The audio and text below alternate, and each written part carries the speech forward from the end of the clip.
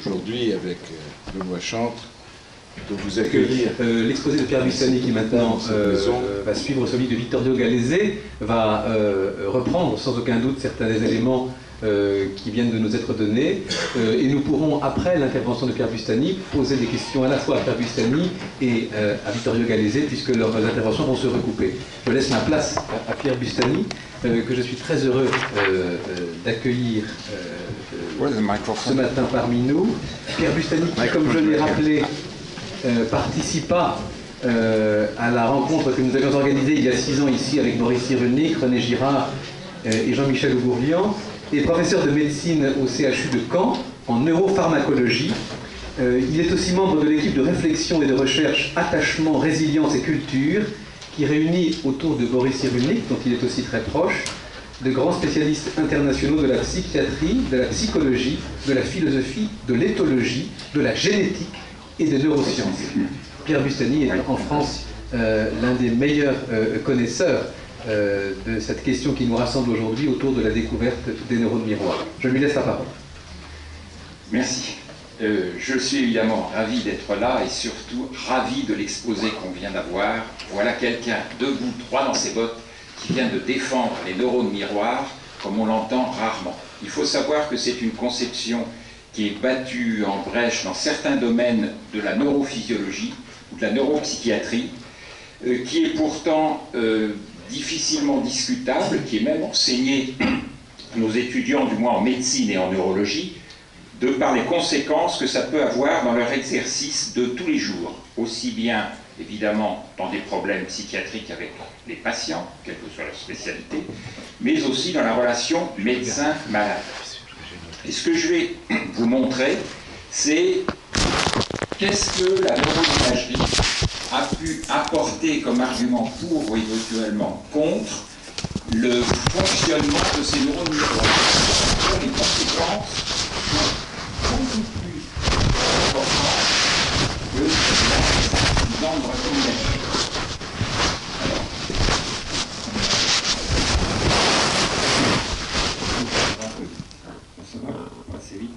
Voilà. Alors, je vais décomposer en quelque sorte l'apport de ces neurones miroirs dans différents domaines. Tout est parti du mouvement, comme Vittorio Gallese vous l'a présenté, et je vais donc repartir de là, sauter évidemment ce premier papier. Simplement, je voulais vous rappeler, mais là on vous en a déjà parlé, comment ça a été découvert, je voulais vous rappeler que quand on dit neurone miroir, il ne faut pas faire comme dans un article de Science et Vie, dire c'est un neurone ou quelques neurones.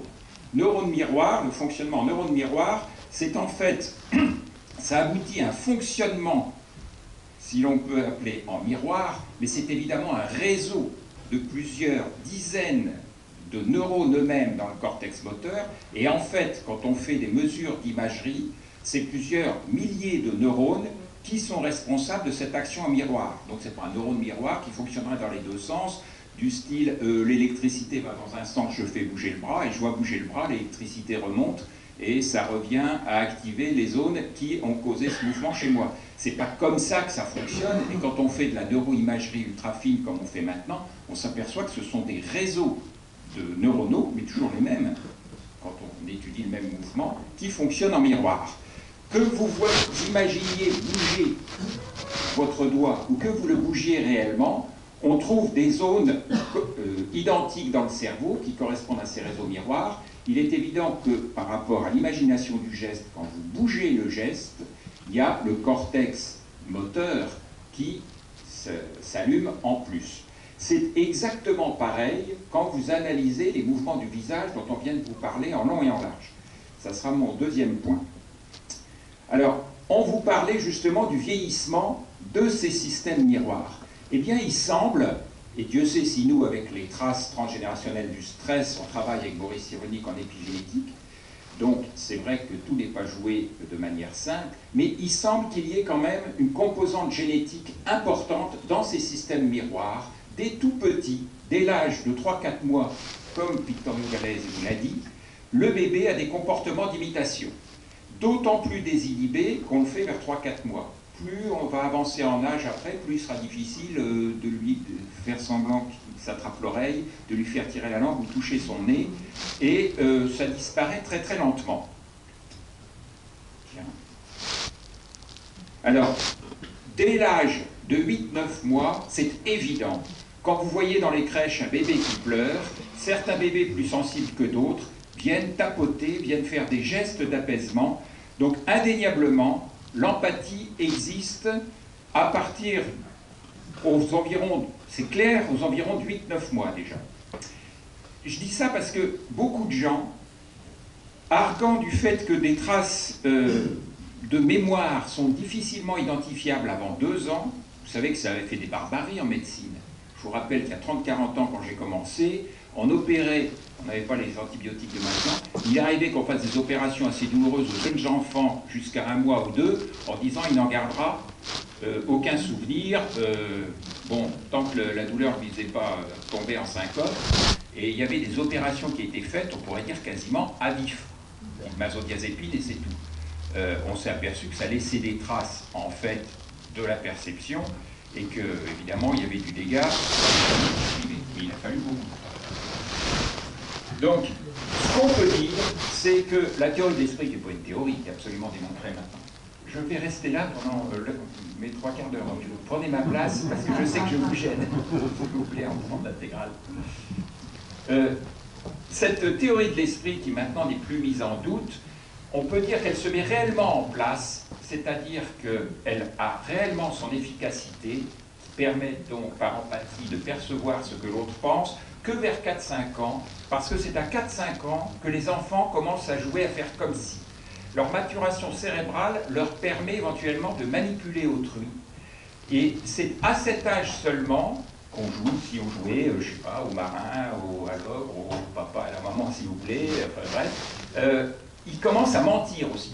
C'est une photo de Boris Cyrulnik, pour ceux qui ne l'ont pas reconnu, avec lequel on s'amuse beaucoup. C'est aussi l'âge, si vous réfléchissez, vers 5-6 ans, où on fait certaines conversions religieuses, ou chez les catholiques, par exemple, c'est la communion privée, etc. C'est un âge de développement et de maturation du cerveau où ces neurones miroirs commencent à jouer leur rôle réel dans le fonctionnement de la pensée de l'individu. En fait, vous savez que la matière blanche et tout l'affinement du cerveau continue jusqu'à 25 ans. Les adolescents n'ont pas, du moins en neuroimagerie, du tout le même cerveau qu'un adulte, de plus de 25 ans.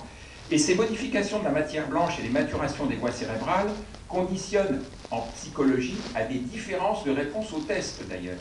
Et on considère qu'il faut atteindre 25 ans pour que la câblerie, dans sa globalité cérébrale, soit à peu près posée. Ce qui ne veut pas dire, évidemment, qu'il n'y a pas encore des modifications avec tout ce que vous pouvez apprendre et vivre dans votre vie. Mais il y a beaucoup de choses qui sont déjà terminées. Il y a des choses qui se terminent aussi longtemps avant, comme vous le savez. Par exemple, si on parle d'acquisition du langage, il y a des fenêtres bien précises avant 6-7 ans, où si vous apprenez après la prononciation de ce langage, vous aurez toujours un accent, pour 2 raisons. La première, vous n'aurez pas les commandes phoniques pour bien parler la langue, et la deuxième, votre système auditif sera incapable, en vous entendant parler vous-même par les moyens d'enregistrement, de percevoir que vous avez un petit problème avec le TH, ou pour rouler la rota, etc., etc. Donc ça, c'est des fenêtres de maturation qui ne semblent pas exister pour ces systèmes de neurones miroirs. Ces neurones miroirs, comme on l'a dit par la théorie de l'esprit, permettent donc d'avoir un accès à la représentation mentale d'autrui. Avec une limite, comme nous a dit Vittorio Gallese, qui est évidente, c'est que c'est nos propres expériences, notre propre vécu que l'on projette pour expliquer les comportements d'autrui. Vous connaissez tous la blague évidente dans tous les films de mauvais scénarios de gangsters, le gars qui met la main à sa poche pour sortir les papiers, qui se fait tirer dessus parce qu'on croyait qu'il allait sortir une arme. Dans le monde du policier, il a peut-être raison de faire ça pour se protéger. Qu'est-ce qui se passe encore ? Quand quelqu'un sort quelque chose de sa poche, c'est en général une arme. Tant pis si c'était la carte d'identité. Donc il faut bien voir qu'on va juger l'autre à l'aune de ses propres expériences, voire de ses propres perversions, de ses propres, j'allais dire, vices, de ses propres altérations de comportement. Donc c'est un système qui peut être à la fois très puissant, mais imparfait.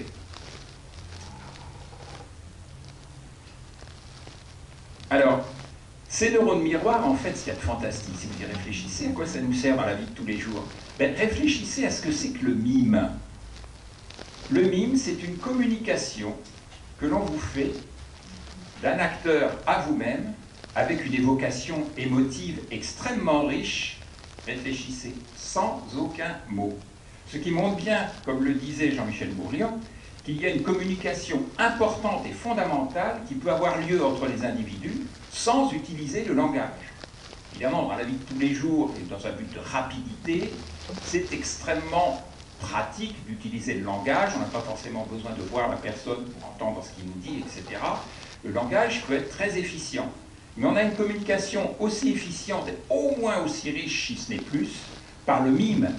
Et quand vous regardez les grands mimes, c'est uniquement de l'interprétation des mouvements, puisque c'est parti de là, les neurones miroirs, et si vous y réfléchissez, c'est aussi l'interprétation, qui est extrêmement fine, et on va le voir, des expressions du visage.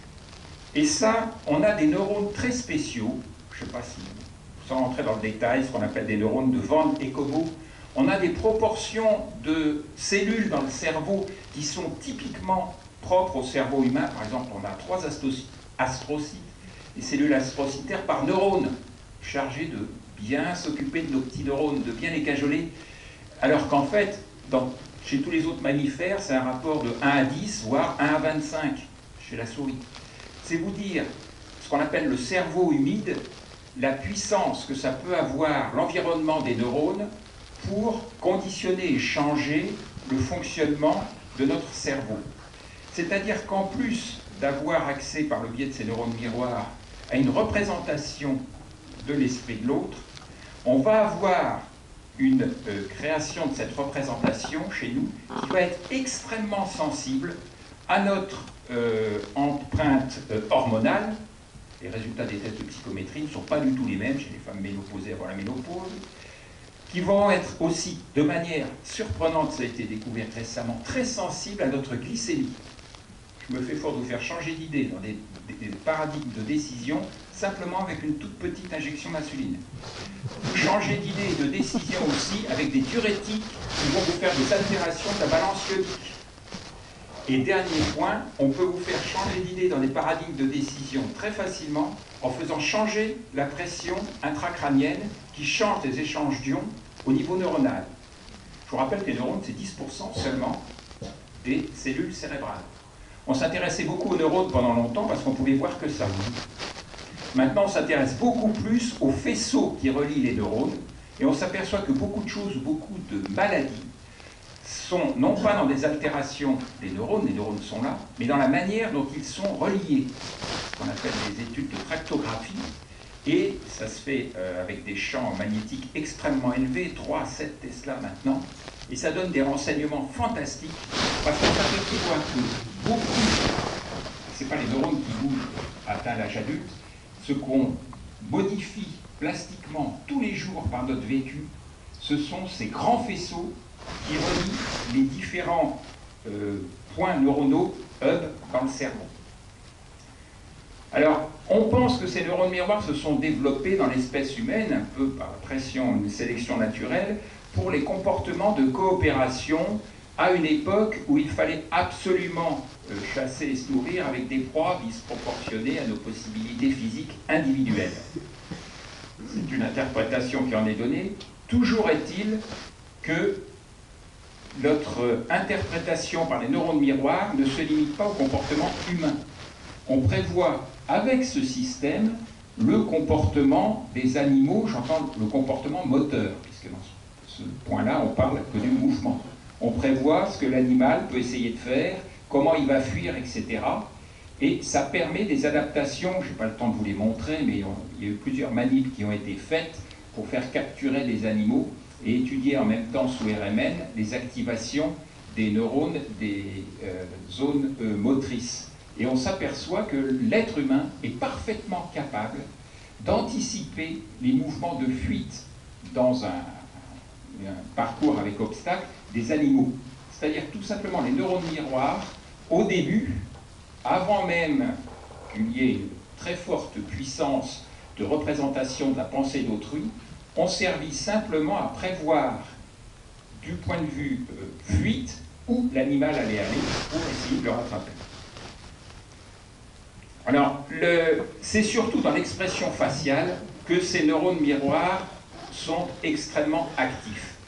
Et il y a un point important et assez stupéfiant chez l'homme qui n'existe pas, par exemple chez le babouin, c'est que quand vous stimulez, vous avez ici en bas, quand vous stimulez avec des plots à 42 degrés sur l'avant-bras, mais la personne fait un bond parce que 42 degrés ou 41 degrés sur l'avant-bras, des zones très thermosensibles ici, ça fait comme si ça vous brûlait à 70 degrés. Surtout si on dit attention, avant c'est chaud. Parce que vous savez que vous anticipez la douleur. Donc c'est comme quand vous faites une piqûre à un enfant et que vous dites bêtement attention, je te pique, bouge pas. Et là, il se fait bandriller, c'est pire que si on ne prévient pas. Donc là, vous avez une stimulation thermique faite sur l'avant-bras et on voit par différence les zones qui réagissent à cette stimulation thermique. C'est la rangée du bas. Et vous avez ici les mêmes zones enregistrées chez un patient qui voit quelqu'un d'autre se faire cette stimulation thermique. On retrouve les mêmes zones qui s'allument, plus évidemment des zones ici au niveau du cortex visuel qui analyse la scène. Et ça, c'était prévu, c'était attendu. Donc, ça veut dire que les neurones miroirs, ce n'est pas seulement pour le mouvement, ces neurones miroirs, comme vous l'a dit le professeur Gallese, sont chez l'homme généralisés à une somme de perceptions cérébrales dont on n'arrête pas d'augmenter le nombre. Alors, ça c'est très important, cette coactivation, parce que ça conditionne toute l'empathie dans la douleur, dont on va beaucoup parler cet après-midi, et ça peut conditionner tous les agissements que l'on va avoir vis-à-vis de nos patients dans la conduite pour améliorer vis-à-vis d'eux la perception de la douleur, essayer de minorer le ressenti de la douleur qu'ils vont avoir à éprouver. Alors, voici ici des images où, évidemment, le système miroir des gens réagit. On ne peut pas ne pas réagir. Ça vous est peut-être même déjà arrivé, je ne le souhaite pas. C'est des choses extrêmement douloureuses. Et quand on montre ça par rapport à l'image contrôle, il est évident que certains, ou le pouce là, plutôt, je ne parle même pas de ça, alors c'est effroyable, il est évident que là, les gens, il y a toute une gradation. Et vous avez une activation dans ces zones qui réagissent à la douleur, qui est tout à fait proportionnelle à ce ressenti. Ça veut donc dire que vous arrivez à voir quel degré de douleur l'autre personne a ressenti. Alors je ne veux pas vous assassiner dans les réseaux, etc. On a déjà parlé de l'insula. Sachez que le gros point, c'est effectivement l'insula. L'insula fait la différence entre vous et autrui. On la retrouve dans les images positrons et on la retrouve dans les images d'IRM, rien de particulier à cela. Point important en neuroimagerie, tous les sens peuvent fonctionner en ce qu'on appelle maintenant un mirroring. Et vous avez ici l'image de quelqu'un qui entend un bruit de pas comme dans un grenier, sur un plafond. Eh bien, non seulement des zones nécessaires à l'identification ici des pas s'allument, mais il y a d'autres zones qui ne s'allument que quand c'est un bruit dit biologique. Il faut que ça soit un bruit de pas un bruit au hasard, stochastique, etc. Il y a des zones ensuite connexes qui s'allument, qui reconnaissent que c'est un bruit de pas, qui donnent le poids de la personne, etc. Et tenez-vous bien, suivant le pas et comment ça marche, les gens reconnaissent s'il s'agit d'un adulte homme ou d'un adulte femme. Je précise que les gens sont pieds nus, évidemment, mais on entend le bruit, que c'est pas l'un avec talon aiguille et l'autre avec talon plat. Hein. Donc c'est vous dire la finesse chez un adulte qu'on peut obtenir avec ces fonctionnements en miroir. Voilà donc, comme on vous l'a dit, cette fameuse insula qui est un centre clé lors de l'activation de ces mirrorings pour déterminer si c'est chez les autres qu'on ressent ça ou chez nous, avec une altération de cette activation ou de cette inactivation de l'insula, quand c'est autrui, par exemple dans la schizophrénie, ce dont le professeur Bourlian vous parlera, je pense, ah, t'es là. Je pense que tu vas en parler, toi, dans les pathologies, un peu. Et on voit très bien cette hypoactivation ou cette hyperactivation. Il est évident que quand vous avez un micro-infarctus dans cette région, ou simplement quand vous avez, par une baisse de pression artérielle, c'est une région extrêmement dense en neurones, donc très sensible à l'hypoxie. Enfin, quelle que soit la raison qui va vous inactiver l'insula, vous allez attribuer à autrui, à tort, des actions, et éventuellement, vous allez même pouvoir dire c'est autrui, ça n'est plus moi, je sors de mon corps, etc. Ça va donner des phénomènes de dépersonnalisation tout à fait troublants. Diapositive suivante. Alors, dans l'activation de ces neurones miroirs, c'est de l'empathie. C'est-à-dire que vous allez percevoir, mais ce n'est pas forcément de la sympathie, ça peut être au contraire à l'opposé, la compétition ou du rejet.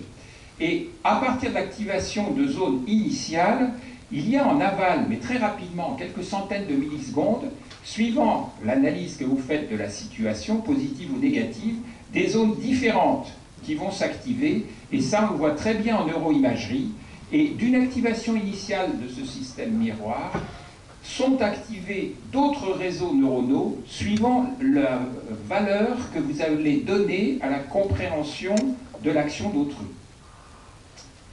Donc vous voyez, c'est plus complexe, ce n'est pas un simple neurone qui va fonctionner dans les deux sens. Chez les animaux, les neurones miroirs existent, mais non pas cette généralisation de mirroring qu'on a dans tous les sens du cerveau, et surtout même dans des actions extrêmement compliquées dans le cerveau, comme on vous l'a dit. Ça reste extrêmement basique. On a par contre, chez les grands singes, une chose qui est très particulière aussi à l'homme, c'est un pouvoir extraordinaire d'analyse du visage. Et quand un autre animal montre ses dents, en général, c'est qu'il n'est pas très content. Mais il y a, vous le savez, des aberrations bien connues. Par exemple, quand vous souriez, « Oh, gentil petit chien », etc., vous montrez vos dents à un chien.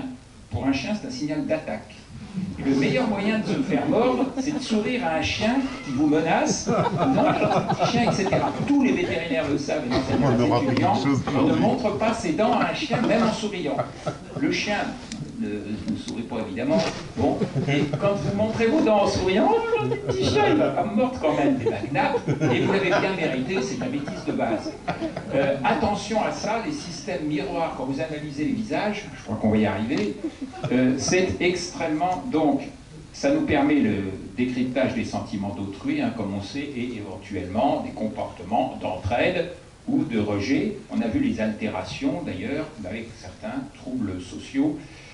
Dernier point sur le mouvement, que je voulais dire, qui est très important, et ça va être le sujet d'un symposium, c'est Ramachandran qui a fait ça, etc. C'est absolument génial, et les neurones miroirs sont tombés à pic. Vous savez que quand on ampute un membre, comme il n'y a plus de proprioception qui arrive au niveau du cerveau, on a au niveau du cerveau une hypersensibilité qui se met en place en disant « Tiens, mais j'ai plus de signal de mon membre amputé, qu'est-ce qui se passe ?» Et souvent, chez 15% des gens, ça fait des douleurs effroyables, c'est ce qu'on appelle les douleurs des membres fantômes. Et on ne peut rien faire. Souvent, la zone qui est hypersensible touche les autres zones là, dans l'homoculus que vous avez au niveau de votre cortex moteur. Et par exemple, quand on caresse la joue de ces amputés, ils ont l'impression qu'on leur touche les doigts amputés, etc. Quand on leur caresse le cou, c'est la moitié du bras. Donc il y a un changement de la carte du corps et surtout une hypersensibilité qui donne des douleurs effroyables, qui ne réagissent à aucun médicament. Ce qu'il faut, c'est restimuler le membre amputé. Comment vous stimulez, comment vous caressez un membre amputé?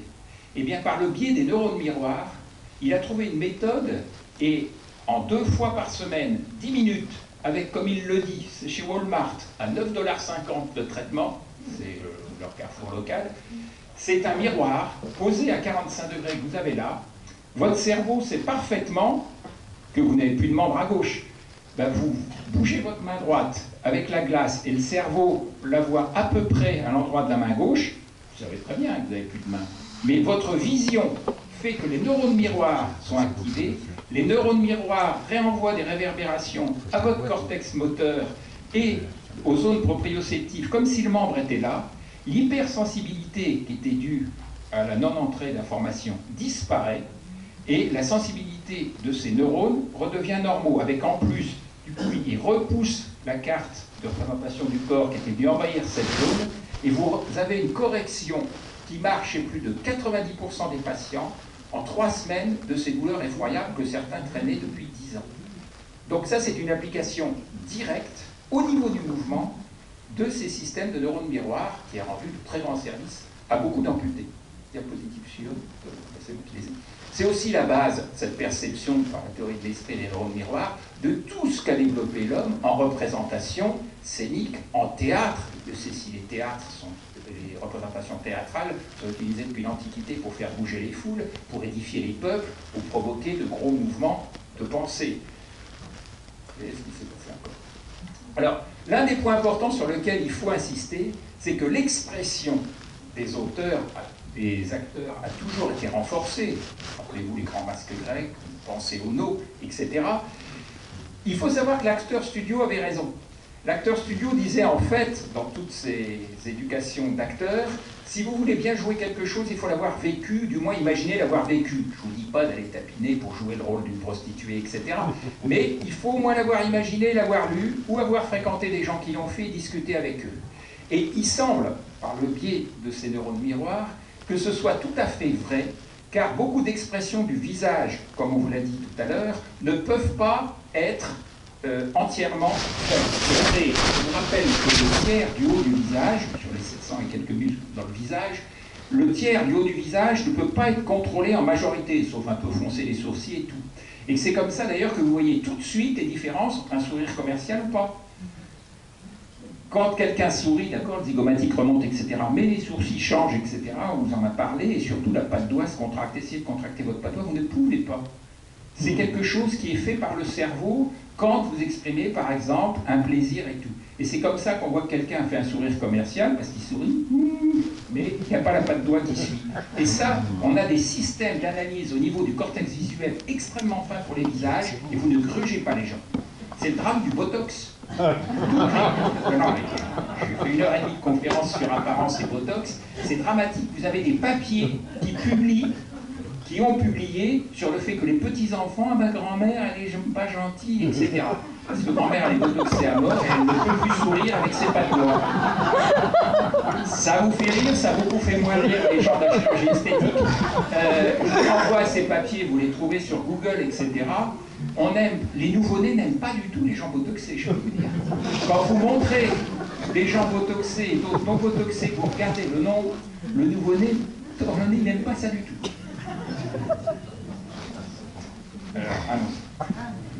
L'expérience classique, je pense que vous en avez déjà entendu parler, à qui on doit cette expérience-là, c'est une expérience où pendant quelques jours, les gens se mettaient en train de tirer sort l'index et le médius, ici, de la main droite, et s'entraînaient. Vous voyez, 2e, 3e, 4e, 5e jour, et on mesurait tout simplement la force de l'index, de la main, au bout de cet entraînement. Mais là où c'était intéressant, il y avait un groupe qui, pendant que les cobayes faisaient ça, faisait autre chose, regardait un match de foot à la télé, il y avait un groupe qui regardait les gens s'entraîner, à écarter les 2 doigts, et puis le groupe qui le faisait.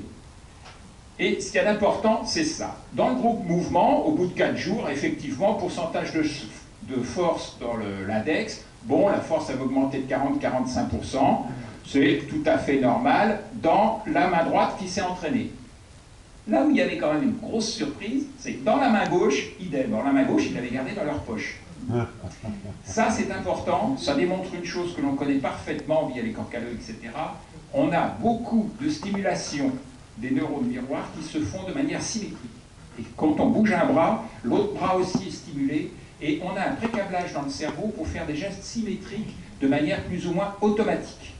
Donc, entraîner le bras droit, vous entraînez le bras gauche. C'est très utile, par exemple, pour le piano, où les 2 mains bougent. C'est moins utile pour le tennis, où vous voyez, de temps en temps, quand les gens ne se répriment pas, les gens faire, par exemple, un coup droit, puis faire la même chose avec le bras gauche. Il ne pourrait pas, puisqu'il doit servir à les équilibrer. Enfin bref, cette augmentation, elle n'est pas nulle, hein. 30% d'augmentation de la main gauche qui est restée dans la poche, parce que vous avez entraîné l'index de la main droite. Le groupe, maintenant, qui n'a pas fait la manip, et qui s'est contenté de regarder les autres bosser, eh bien, vous retrouvez exactement ce que vous avez pour la main gauche ici, 30% d'amélioration de la force dans la main droite et dans la main gauche. Ils n'ont rien fait, ils ont regardé. Ça a des conséquences très importantes. et tous les musiciens, beaucoup le savent, on peut lire une partition de piano dans sa tête. Moi qui travaille beaucoup à Bruxelles, il y a beaucoup d'instrumentistes qui font l'aller-retour entre Paris et Bruxelles, et vous seriez surpris de voir le nombre de pianistes qui lisent leur partition dans leur tête pour s'entraîner les pré-gestes avant. Et maintenant, on vend des bandes vidéo, par exemple, pour améliorer son drive au golf, pour améliorer des mouvements de gymnastique. Et il faut savoir que voir un geste, par ce biais des neurones miroirs, ça le préprogramme et ça le facilite dans le cerveau, et ça va jusqu'à faciliter les contractions musculaires de ce geste. Évidemment, le faire restera toujours un point important. Mais regardez l'amélioration que vous pouvez avoir sur la force ici, rien qu'en regardant. Le groupe contrôle, évidemment, lui qui a regardé son match de foot, il n'y a pas eu de différence. Maintenant, si on s'intéresse aux doigts, l'index de ceux qui se sont entraînés, il est beaucoup plus fort, évidemment, dans la main droite que dans la main gauche, mais le petit doigt, il n'y a pas eu d'effet. C'est-à-dire, bon, pour le groupe observation, pareil, même il n'a rien fait, il a gardé une main dans ses poches, il a un index de la main gauche qui est beaucoup plus fort, pas le petit doigt, et pour ceux qui évidemment regardaient le match de foot, il n'y a eu aucune différence. Ça veut dire quoi? Ça veut dire que ces entraînements sont très spécifiques. Vous avez la réponse sur, c'est pas toute la main qui a développé ses forces, c'est, je vous rappelle, ils sont là, hein, les muscles des doigts, c'est uniquement l'index ici, dans sa loge, ce muscle, qui par les stimulations infra-contractiles, si vous voulez, qu'il a reçu du cerveau et du système miroir, de ce muscle s'est développé, et pas du tout celui du cinquième doigt, qui est juste à côté. Donc vous voyez que c'est extrêmement sélectif. Ça a des applications, bien sûr, pour la rééducation de tous les jours, dans les sections imparfaites, on pourrait dire, enfin pas totales, de moelle, hein, chez nos paraplégiques. Alors, ça veut dire quoi, en fait, que par le biais de ces neurones miroirs, imaginez une action active un certain nombre de neurones, qui sont d'ailleurs ces neurones miroirs, et que ça consomme énormément d'oxygène, presque autant que dans ces zones que lorsqu'on fait le mouvement. Quand on observe l'action, ça en active un peu plus. Vous retrouvez simplement ici en plus les activations au niveau du cortex visuel et de l'analyse du mouvement. C'est normal, vous êtes en train d'observer l'action sans la faire. Et puis quand vous exécutez l'action, vous retrouvez la somme des précédentes, plus l'activation au niveau du cortex moteur. Donc même le simple fait de rêver, c'est-à-dire vous ne voyez rien, vous êtes les yeux fermés, vous imaginez l'action, ça suffit à faire bouger vos systèmes miroirs. Vous êtes dans le noir, les yeux fermés, vous méditez, vous faites ce que vous voulez, etc. Vous activez le système miroir qui correspond à l'action, voire même, on le pense, mais ce n'est pas encore démontré. Il y a quelques travaux qui sont en cours, voire même au sentiment que vous imaginez, ça active la zone cérébrale qui correspond. C'est-à-dire qu'en fait, on se demande s'il n'y a pas une répartition dans tout le cerveau de ce qui correspond à certaines notions qui peuvent arriver au niveau de la conscience, et que pour avoir conscience de ça, il faut aller activer les neurones qui ont été stimulés lorsqu'on a vécu la première fois ce sentiment. C'est-à-dire que tout le cerveau fonctionnerait en mirroring, ce qui serait après tout extrêmement économique et expliquerait beaucoup de choses. Quand vous avez des dégâts à tel endroit, vous retrouvez les conséquences sur le comportement. Alors on va avancer quand même un peu, c'est toujours la même chose. Jouer du piano dans sa tête, je vais vous le raconter, il y a 4 ans de TGV. Point important, c'est la dernière diapo pour le mouvement, c'est des études qui ont été faites quand vous activez ce système miroir en conditions dégradées. On a filmé des gens avec des lampes sur un fond noir et on passe aux patients le comportement de ces lampes. Et la personne marchait sur un tapis roulant sur place, et c'était soit un homme, soit une femme, donc il y avait des lampes, vous voyez, aux épaules, aux bras, aux jambes, etc. Bien sûr, aucun son. Et alors, chose amusante, rien que le mouvement de ces lampes, dans le noir, vous reconnaissez tout de suite si c'est un homme ou une femme. Pas votre identité. Non, non, sûrement, il y a quelque chose. Mais les gens, on leur disait, mais marchez le plus naturellement possible, de manière la plus neutre. Il y a quand même, avec sûrement les ligamentaires qui ne sont pas les mêmes, les proportions de squelette qui ne sont pas les mêmes, toujours est-il que dans votre cerveau humain, il y a un système visuel extrêmement puissant qui détecte 99% si c'est un homme ou une femme qui marche. Ça, c'était le premier point. Le deuxième point, c'est que quand c'est une femme et que vous la voyez marcher sur place, en fait, vous dites elle s'éloigne. Quand c'est un homme, vous dites il s'approche. Et ça, c'est un système de sauvegarde. Un homme peut être menaçant, que ce soit pour un autre homme ou pour une femme. Il peut toujours porter sa massue, on va en prendre un coup dans la figure. On est dans le noir, on ne sait pas. Dans le doute, le cerveau crée l'information manquante qui est le déplacement de la personne, puisqu'on la voit marcher. Automatiquement, d'ailleurs, le cerveau crée un mouvement. Il ne conçoit pas que la personne marche sur place. Le moonwalking, là, pourquoi ça nous fait tant d'effets? Michael Jackson, c'est parce que justement, il y a une aberration comportementale. On a le mouvement du pied pour aller vers l'avant, alors que la personne recule. Eh bien, là, il crée un mouvement, et par défaut, l'homme, il faut mieux se préserver. On va dire qu'il avance, puisqu'on ne sait pas ce qu'il fait, donc éventuellement, on peut se protéger. Et quand c'est une femme, on la voit s'éloigner, parce que quand on était petit, si c'est la mère qui s'éloigne, ça peut être la fin de notre vie. Et si c'est au contraire la mère qui s'éloigne parce qu'elle se perd, etc., ça permet de la faire revenir. Donc dans tous les cas, cette supplétion par défaut de ce que crée le cerveau. Alors, qu'est-ce qu'il en est pour le visage? Pour le visage, c'est extraordinairement puissant, mais ça je vais aller très vite.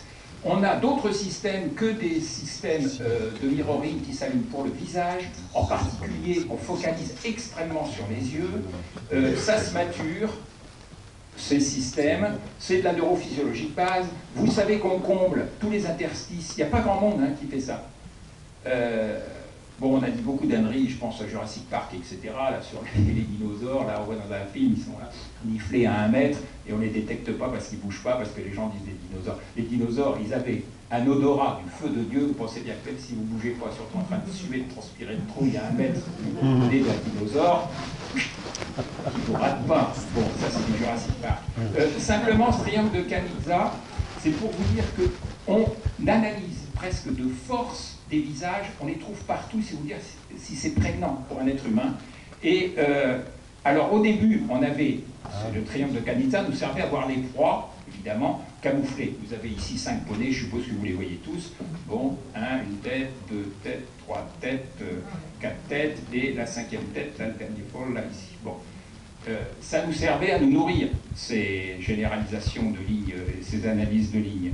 Mais, alors, si on pouvait revenir au diapo, là, bon, Cartier, on a fait son fonds de commerce, on trouve la panthère Cartier partout. On crée des visages partout.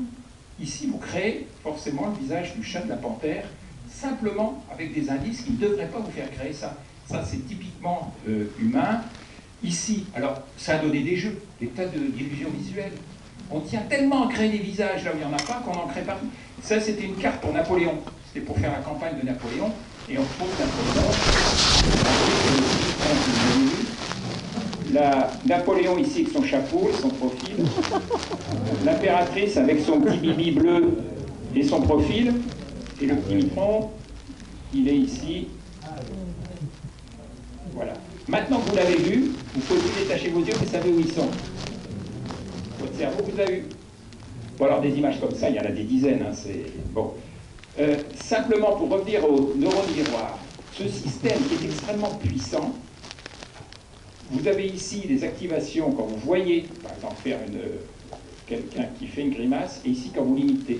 Ben, rien que de voir la grimace sans la faire, ce sont une partie des mêmes zones qui s'activent. C'est-à-dire que quand vous voyez quelqu'un faire une grimace, automatiquement, les causes, par ce système miroir, les causes qui vous poussent à faire cette grimace sont évoquées dans votre cerveau. On vous parlait du dégoût. Le simple image de dégoût de quelqu'un qui est en train de... ou qui fait semblant de manger des vers peut être tellement activant chez vous par votre système miroir que ça peut vous faire vomir de voir quelqu'un manger quelque chose d'horrible. Vous créez évidemment, c'est tout bête, des visages partout. Et là, vous avez la bouche, évidemment, de l'autre. Ben, vous le gommez, vous ne voulez pas la voir, c'est un visage parfaitement normal, etc., etc. Bon, on pourrait continuer très longtemps. Dali en a fait ce tableau. Alors ça, si je le montre, c'est parce qu'il sert de détection quand vous allez à Saint-Pétersbourg, là près de Tampa, au Dali Museum.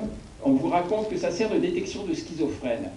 En effet, il semble que ce passage entre, quand vous regardez très près, vous voyez les bonnes sœurs, Et quand vous vous éloignez, évidemment, là où vous êtes, vous voyez évidemment le buste de Voltaire. D'ailleurs, on dit, lorsqu'on s'éloigne, on perd la foi. C'est un passage que les schizophrènes ne peuvent pas faire, par exemple. Et ça sert de test de schizophrène. Je le visitais lors d'un congrès et c'était très marrant parce que 3 patients étaient vraiment schizophrènes tapés. Bon, je suis même surpris qu'ils les sortent comme ça dans la nature. Étaient amenés au musée pour faire la démonstration pour les autres membres du congrès médical. J'ai trouvé ça un peu naturellement, notre cher Abila Dollard, il en a fait son fonds de commerce. C'était l'époque où on commençait à voir ces aberrations, on peut dire, en neurophysiologie, sans avoir entendu parler, bien sûr, des neurones miroirs. Mais la prégnance du visage était déjà découverte. Alors, ce qui est important aussi, c'est que ces neurones miroirs, ils analysent les visages en donnant une priorité à notre côté droit pour nous, c'est-à-dire au côté gauche du visage. Et quand vous avez ces images-là, on voit plutôt là la personne ici qui rit et ici qui a l'air triste. Systématiquement, vous donnez une priorité. Je vous rappelle, c'est exactement les 2 images vues tête bêche. Et ça, vous n'y pouvez rien, vous êtes câblé comme ça. Et quand vous regardez les photos des gens, vous avez d'ailleurs une surexpression spontanée des expressions du côté gauche du visage, enfin à droite pour vous tous, hein, Connally, Raquel Welch, Marilyn Monroe, et même quand les gens veulent pousser l'expression, ils lèvent artificiellement le côté gauche de leur visage, c'est-à-dire qu'une femme qui voudra vraiment plaire, elle va pencher la tête. Je dis une femme parce que ça a été écrit pour les femmes, peut-être que les hommes font pareil quand vraiment ils veulent plaire. Elle va pencher la tête pour rehausser son zygomatique un peu, et le côté de son visage pour le mettre en exergue, le côté gauche, spontanément. Vous avez des tas de livres qui sont souvent des bêtises de neurophysio, vous savez, ces gestes qui vous trahissent, etc. Il y a quand même parfois, je dis bien parfois, du vrai. Parfois, hein. La majorité de ce qui est écrit, c'est quand même des âneries.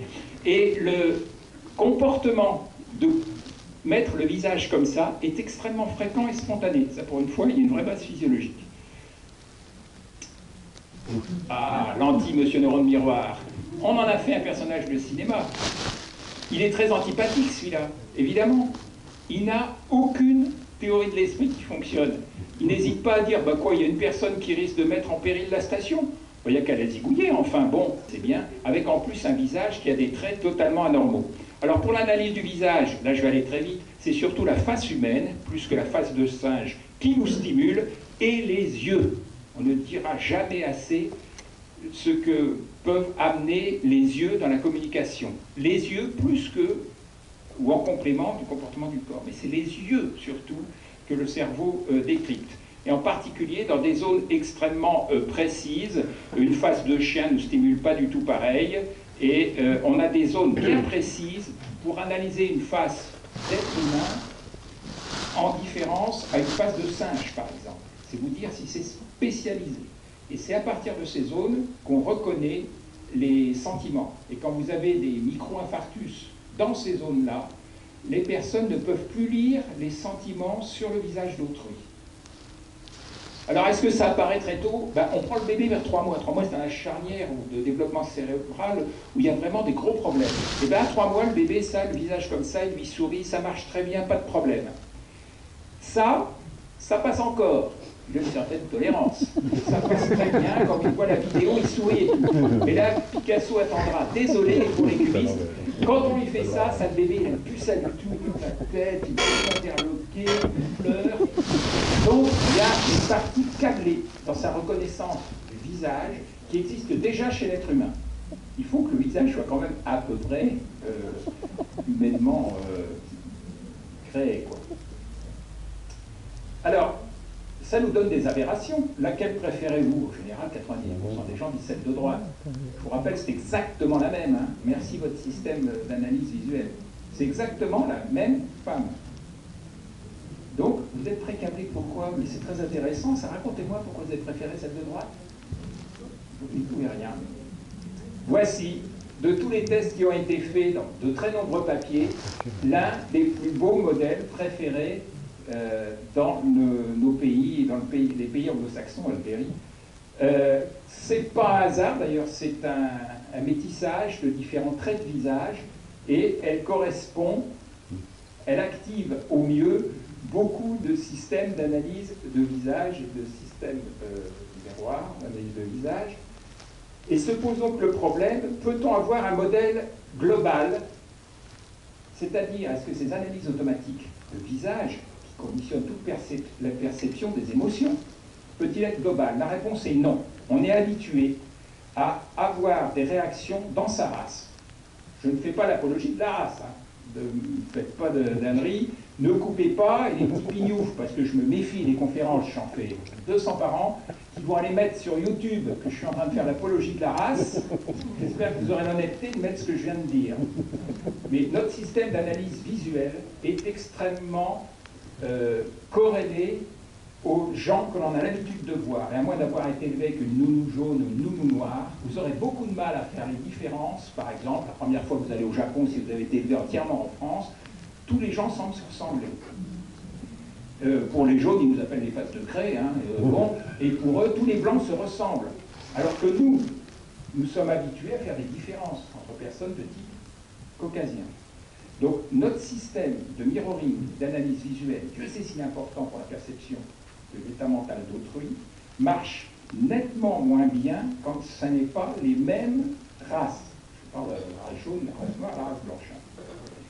Je ne fais pas non plus une raison des guerres interraciales, etc. Mais c'est un fait de physiologie. Il faut s'entraîner. C'est très difficile, même à l'âge adulte, de s'entraîner à reconnaître quelqu'un d'une autre race. On n'y peut rien, il y a là une base génétique. Donc il n'y a pas de modèle global et ça pose des problèmes aigus en chirurgie esthétique. En effet, vous connaissez tous l'actrice Lucy Liu, voilà quand elle a gagné son prix de Miss Chine, voilà sa tête, et voilà après 3 ans de chirurgie esthétique. Sa vie est un désastre, elle vient de divorcer de son 3e mari, elle ne trouve pas de personne capable, j'allais dire, de la regarder au fond des yeux. Il semble que son visage soit devenu extrêmement dérangeant, aussi bien pour les sujets de race jaune que pour les sujets de race blanche. Et ça, c'est un problème, parce qu'il n'y a pas de modèle capable d'être mondialement reconnu et de stimuler efficacement le système miroir en fonction des races. Ça, c'était dans le dernier week-end Beijing, là. Est-ce que cette femme qui s'était fait entièrement, si vous voulez, européanisée, était-elle moche? Eh bien, dans son pays, oui. Donc, ça pose des problèmes, cette étude de la face, je repasse parce qu'on en a déjà parlé, et il y a le problème donc du Botox, on en a parlé aussi. On vous a montré, Vittorio Gallese vous a montré l'effet du zygomatique. Eh bien, il y a une chose qui change beaucoup pour le fonctionnement de ces systèmes miroirs, c'est votre état hormonal. Voici ici l'effet de la testostérone, qui diminue l'expression faciale. Ça, on le sait depuis longtemps. Si vous regardez les électromyographies, par exemple, pour exprimer la joie, du zygomatique qui, normalement, doit augmenter lors de l'expression de la joie, sous testostérone, vous avez nettement moins d'activation. Par contre, dans la colère, le zygomatique, vous allez au contraire avoir le coin du zygomatique qui descend. Eh bien, dans la testostérone, vous avez nettement moins de... Pardon, vous avez le relâchement est beaucoup plus fort. Si vous prenez le corrugateur, le muscle corrugateur, il se trouve ici, dans le sourcil, ça vous permet de le lever. Dans la joie, il est comme ça, dans la colère, il est plutôt comme ça. Et que vous regardez, sous testostérone, par exemple, pour la colère, vous avez beaucoup moins d'activation, ici, que normalement. C'est-à-dire que les hormones jouent beaucoup. Pour gagner du temps, je ne vous ai pas montré, c'est l'effet inverse avec les œstrogènes et la pilule. Et c'est très marrant pour les couples de gays, et c'est très amusant de voir, simplement en enregistrant les électromyographies, ça se fait assez rapidement avec des petites pastilles à vous recoller, les différences en fonction de l'imprégnation hormonale.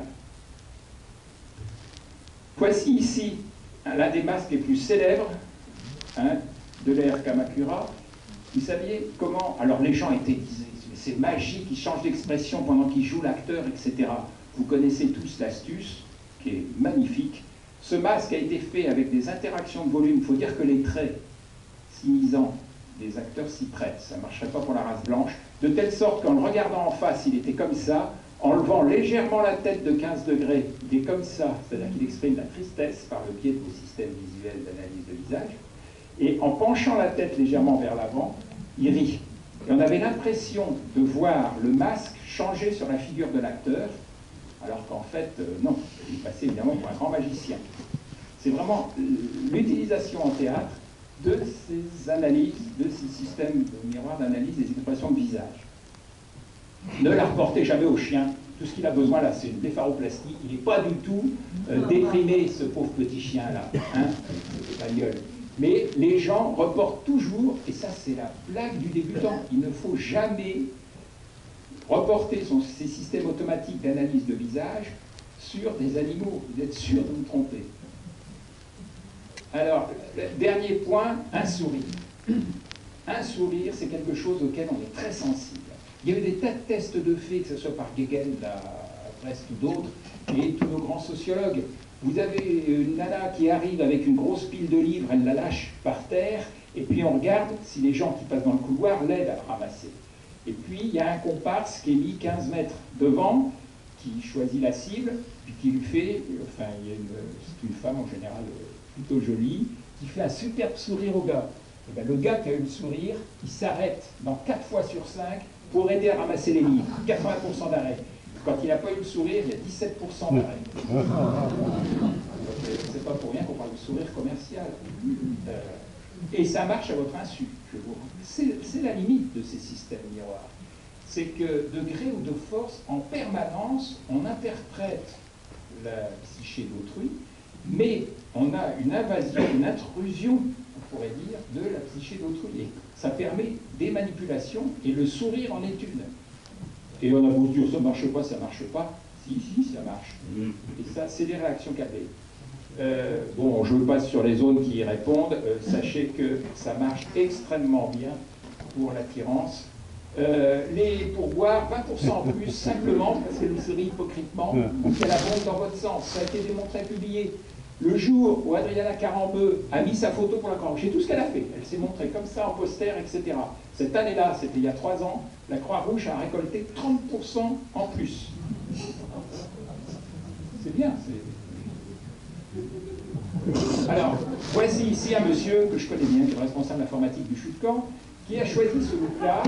Quand il va chercher ses enfants à la crèche, les autres se mettent à pleurer.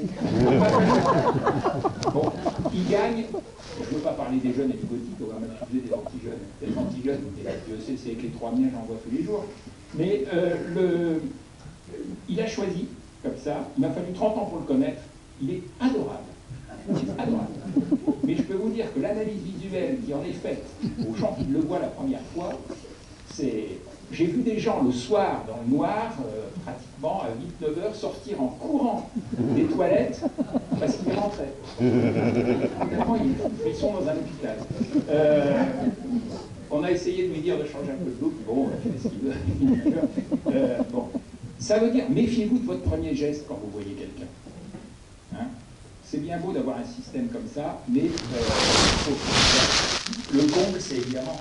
Elle sourit, donc vous dites, ah, si elle sourit, c'est que c'est bien. Vous approchez forcément, et si elle sourit, c'est parce qu'elle a la cocotte. J'ai pris une des plus anciennes images qui soit. Donc, il me la faut. Vous allez dire, mais non, je ne suis pas idiot, et je le prends au 2e degré. Dites-vous que si la pub ne marchait pas, il y a longtemps qu'on aurait arrêté. La pub marche très bien, et même si vous la prenez au second degré, mais on ne me la fera pas, etc., court toujours cocotte, tac, votre cerveau a été eu, simplement avec un sourire. Je vous rappelle qu'il y a une campagne qui a été faite il y a un mois, justement. Chaque année, les dépenses de publicité dépassent 500 milliards de dollars dans le monde. L'ONU et l'OMS estiment que 10% de cette somme suffirait à réduire de 50% la faim dans le monde. C'est la base, ces neurones miroirs et l'interprétation que notre cerveau en donne de ces activations, de la publicité. Et la publicité, que vous vouliez ou non, ou vous ne la faites pas, ça marche. Le meilleur moyen, c'est de ne pas la regarder. Voilà un flop terrible. Elle en avait marre, c'était 27e ou 28e shooting, faux sourire. L'Oréal, ça n'a pas marché du tout, c'est le côté un peu fou. Là, si vous prenez la partie haute du visage, pas de doigt n'est pas plissé du tout, etc., elle en avait marre, c'est ce qu'on appelle un sourire commercial. Votre cerveau le voit tout de suite. Et même si vous ne savez pas ce qu'il y a d'un peu dérangeant sur cette photo, la pub ne marche pas. Ça, c'est criminel de vous faire ça. Ça marche à tous les coups. Les traits poupins d'un visage marchent avec un effet hormonal et un effet du sexe. Ça marche beaucoup mieux. L'effet chez l'homme, qui est beaucoup plus clanique et qui élevera ses enfants, autant qu'une femme. Mais chez la femme, c'est moins typé en fonction des propres traits de sa famille. C'est-à-dire qu'une femme sera capable d'élever l'enfant d'une autre, etc., d'adopter. C'est un comportement qui est beaucoup moins instinctif chez l'homme. Et les activations cérébrales qui correspondent à la vue d'un enfant de votre famille sont extrêmement différentes à l'intérieur des deux sexes. C'est-à-dire que cette analyse de la reconnaissance des propres traits familiaux ne déclenche pas le même comportement suivant que vous êtes un homme ou une femme. Donc il y a une modulation génétique de ces systèmes miroirs qu'on commence à découvrir. C'est pareil l'effet de l'âge, mais je vais aller très vite.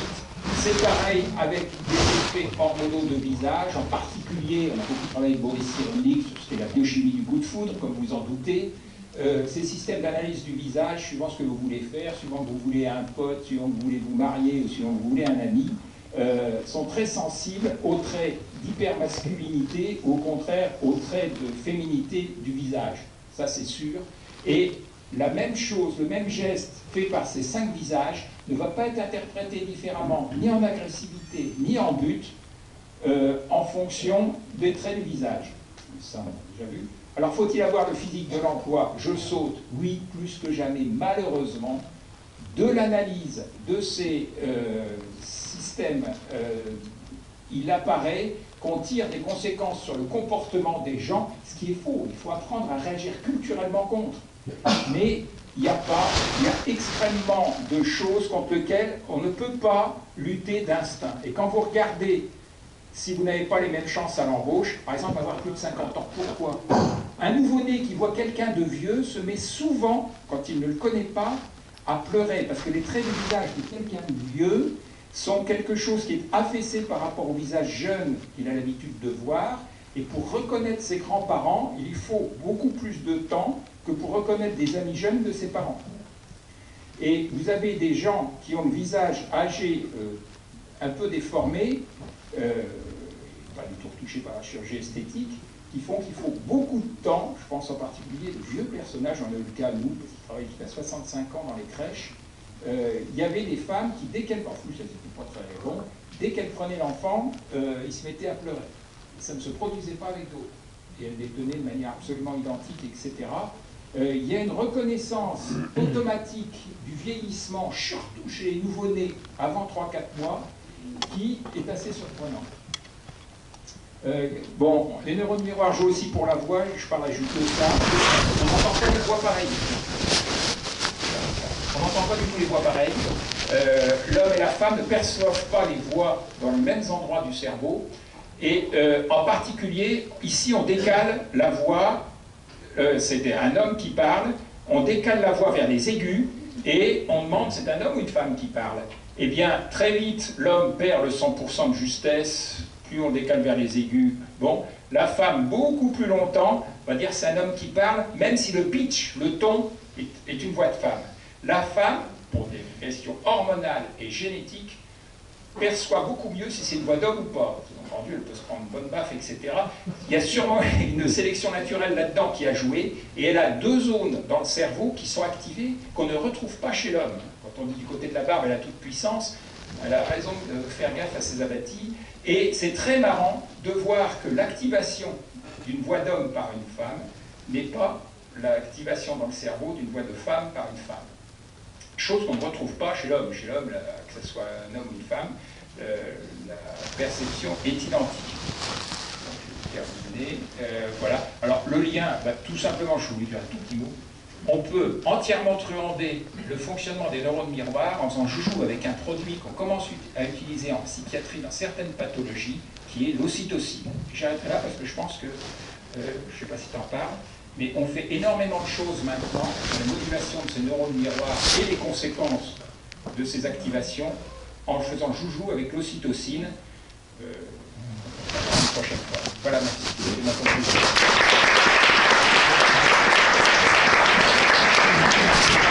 Dont l'un prend la pilule, on en a de plus en plus maintenant, parce que vous faites passer les 2 membres du couple